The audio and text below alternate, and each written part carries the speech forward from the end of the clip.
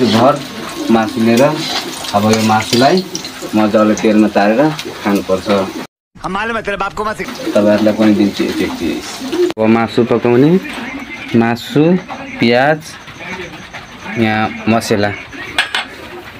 अब दिने प्याज दिने हो।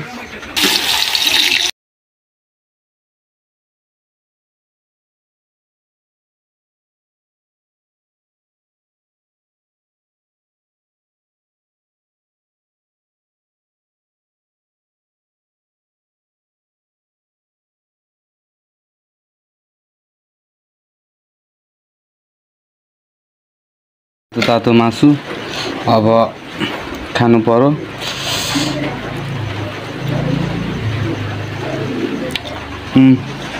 दामी छ मासु। अब अर्को भिडियोमा भेट्नुपर्छ।